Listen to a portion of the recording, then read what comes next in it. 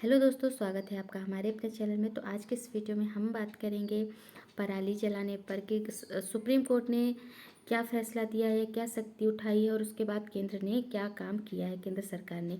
तो जैसे कि आपको पता है, खेतों में पराली जलाई जाती है। बहुत सारे स्टेट हैं जैसे कि हरियाणा हो गया, उत्तर प्रदेश।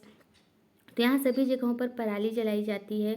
पराली जलाने का मतलब होता है कि खेतों की जो कटाई होती है उसके बाद जो बचे हुए वहाँ पे जो अवशेष रह जाते हैं फसलों के, उसको जला दिया जाता है। तो उसको हम पराली बोलते हैं, यानी उसको जलाने को ही पराली जल कहा जाता है। तो किसानों को अब खेतों में पराली जलाना भारी पड़ेगा, क्योंकि जो भी पराली जलाई जाती है उससे बहुत ही ज़्यादा पॉल्यूशन होता है, प्रदूषण होता है, धुआं उड़ता है, जिसकी वजह से एयर क्वालिटी भी ख़राब होती है। तो सुप्रीम कोर्ट की सख्ती के बाद अब केंद्र सरकार ने जुर्माना राशि में बढ़ोतरी कर दी है। तो सुप्रीम कोर्ट ने बहुत ही ज़्यादा सख्ती दिखाई है पराली जलाने पर, जिसकी वजह से केंद्र सरकार ने जुर्माना की जो राशि थी उसको उसको बढ़ा दिया है। तो राष्ट्रीय राजधानी क्षेत्र और आसपास के इलाकों में वायु गुणवत्ता प्रबंधन आयोग संशोधन नियम 2024 प्रभावी होंगे। तो इसकी वजह से राजधानी यानी हमारी जो राष्ट्रीय राजधानी दिल्ली है या उसके आसपास के जो इलाके हैं उसमें वायु गुणवत्ता प्रबंधन का जो भी आयोग संशोधन नियम है 2024 वो प्रभावी होगा। इसके तहत 2 एकड़ से कम भूमि वाले किसानों को 5,000 रुपये का पर्यावरण क्षतिपूर्ति देना होगा। 2 एकड़ या उससे अधिक लेकिन 5 एकड़ से कम भूमि वाले किसानों को 10,000 रुपये का जुर्माना देना होगा।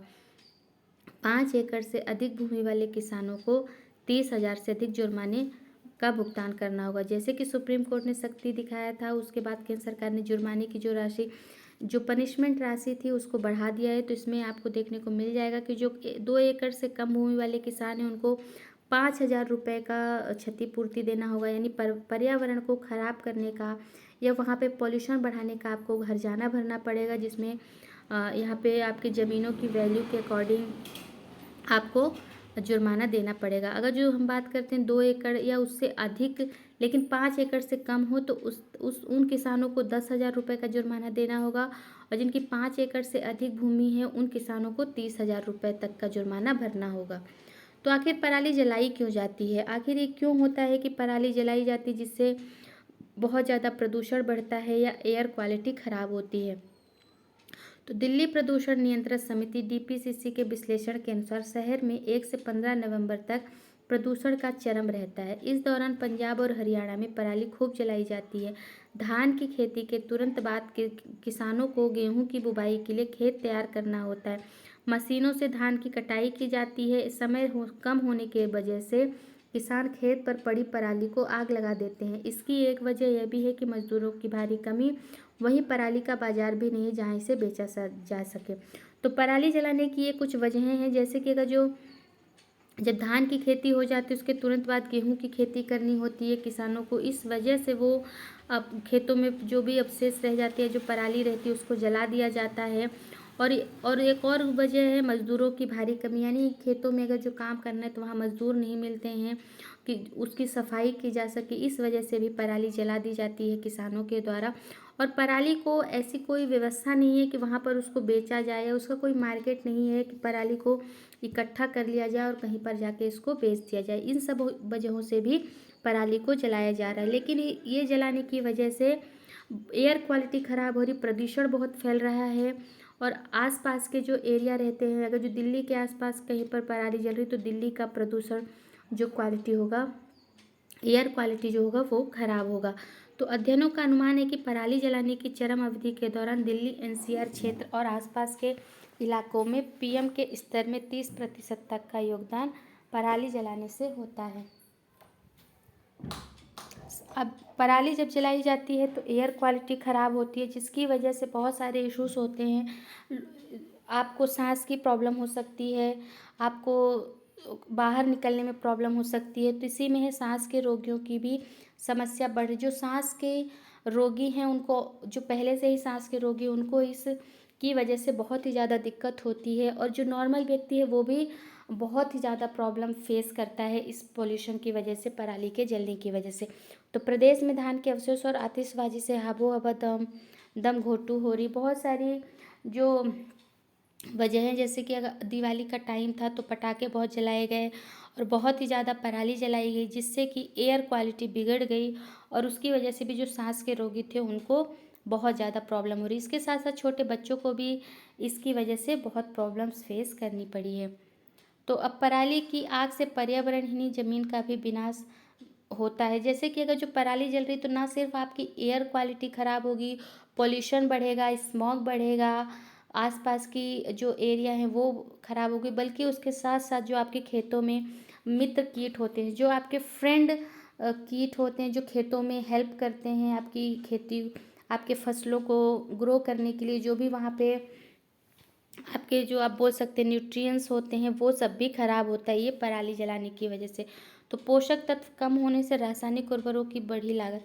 अगर जो पोषक तत्व कम होगा आपके खेतों का तो उसकी वजह से जो उर्वरक होता है या जो फर्टिलाइजर्स जो होते हैं वो उसकी कीमतें बढ़ जाती हैं। जैसे आप यहाँ पर कुछ देख सकते हैं, फास्फोरस 100 रुपये प्रति किलोग्राम, पोटेशियम 350 रुपये प्रति किलोग्राम।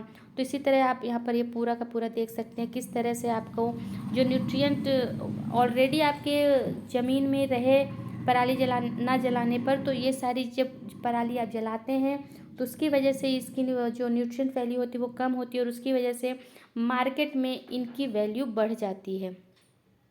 तो पराली की आग यह पर्यावरणहीन ज़मीन, जैसे कि मैंने भी बताया, ज़मीन का भी विनाश करता है। जो आपको पता हो कि हमारे ज़मीन में बहुत ऐसे फ्रेंडली इंसेक्ट्स रहते हैं, कीट रहते हैं, जो हमारी ज़मीन को स्वस्थ रखते हैं, सॉइल को स्वस्थ रखते हैं, जैसे कि केंचुए होते हैं और भी बहुत सारे ऐसे कीट हैं, मकोड़े हैं, जो आपके ज़मीन को, उसकी सॉइल की फर्टिलिटी को बेहतरीन करते रहते हैं। लेकिन अगर जो पराली जलाते हैं तो उसके साथ साथ इनका भी विनाश हो जाता है, जिसकी वजह से खेतों में जो न्यूट्रिशनल वैल्यू रहती है, जो भी पोषक तत्व रहते हैं, वो सब घट रहा है इस पराली की वजह से। अब अगर जो बात करें मित्र कीटों को बढ़ाने के लिए कि क्या किया जाता है, तो प्राकृतिक खाद की ज़रूरत होती है। फसल अवशेष जलाने के बाद किसान पैदावार बढ़ाने के लिए रसायनों का प्रयोग करते हैं, जिस कारण मित्र कीट जमीन से विलुप्त होते जा रहे हैं। इससे भूमि की उर्वरक क्षमता घट रही है और बेहतर पैदावार के लिए रसायन पर निर्भरता बढ़ रही है। इससे फसल की गुणवत्ता घटती है और किसान की लागत भी बढ़ती है। अब अगर जो पराली जलाई जाएगी तो जो मित्र कीट हैं वो ख़त्म हो जाएंगे, यानी उनको बढ़ाने के लिए आपको नेचुरल खाद की, नेचुरल फर्टिलाइज़र की ज़रूरत होती है। लेकिन अगर जो वो नहीं मिल पा रहा है तो क्या करना पड़ता है हमें, जो केमिकल फर्टिलाइज़र है, रसायन हैं, उसके ऊपर किसानों को डिपेंड होना पड़ रहा है।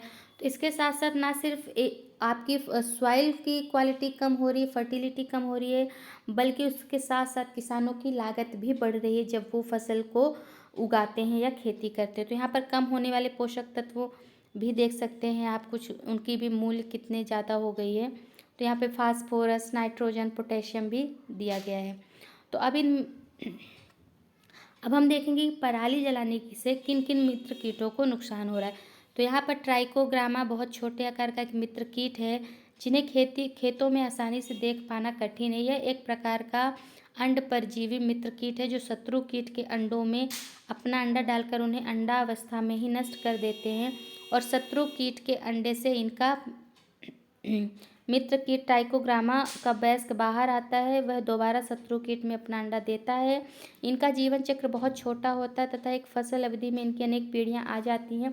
इस प्रकार इनकी संख्या शत्रु कीट की तुलना में कई गुना बढ़ जाती है तथा शत्रु कीट अंडों को नष्ट करता रहता है। तो ट्राइकोग्रामा एक मित्र कीट है या एक कीट है जो खेतों में आसानी से तो आपको देखने को नहीं मिलेगा, लेकिन वो अंदर ही अंदर, मतलब एक अंड परजीवी मित्र कीट है जो शत्रु कीट होते हैं, यानी जो आपकी सॉइल को या फसल को खराब कर सकते हैं, उनके अंडों में ये अपना अंडा डाल देता है और अंडावस्था में ही उनको नष्ट कर देता है। यानी जो आपके शत्रु कीट होते हैं उनको वो नष्ट कर देता है और अपने अंडों को रख देता है, जिसकी वजह से ट्राइकोग्रामा का जो कीट होता है वही बाहर निकलता है। तो ये इसका पूरा लाइफ साइकिल चलता रहता है। फिर उसके बाद है सिरफिड मक्खी, जो रस चूसक कीट माहू खा जाती है। अब सिरफिड मक्खी है जो एक रस चूसक कीट माहू होता है, उसको खा जाती है। तो ये सभी जो यहाँ पर आप देख रहे हैं, सिचिस सडेला एक परभक्षी कीट है, यह धान, गंधी जैसे कीटों को नष्ट करता है। मकड़ी हो गया, इसकी भी प्रजातियाँ पाई जाती हैं जो हानिकारक कीटों को परभक्षी के रूप में पकड़कर नष्ट कर देता है। तो और भी बहुत सारे ऐसे कीट हैं या आपको मित्र कीट हैं जो आपके खेतों की फर्टिलिटी को, सॉइल की फर्टिलिटी को बरकरार रखते हैं, तो ये जलाने की वजह से ये सब नष्ट हो रहे हैं।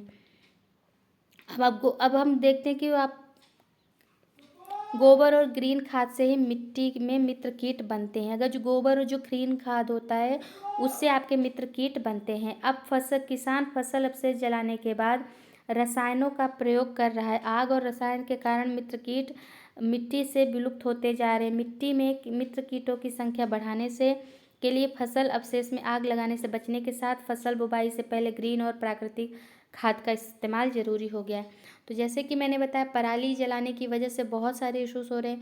आपकी सिर्फ एयर क्वालिटी नहीं ख़राब होती, उसके साथ साथ आपकी सॉइल फर्टिलिटी भी ख़राब हो रही है। तो ये थी आपकी पराली से उठने वाले इशू कि क्या क्या हो रहा है, और ये हर साल होता है, लेकिन सरकार इसके ऊपर बहुत सख्त नियम ला रही है आपके इसको कम करने के लिए। तो आपको भी ध्यान रखना पड़ेगा कि पराली ना जलाएं। तो आई होप कि वीडियो आपको पसंद आया हो, और पसंद आया हो तो आप इसे लाइक कीजिएगा, शेयर कीजिएगा और चैनल को सब्सक्राइब कर लीजिएगा।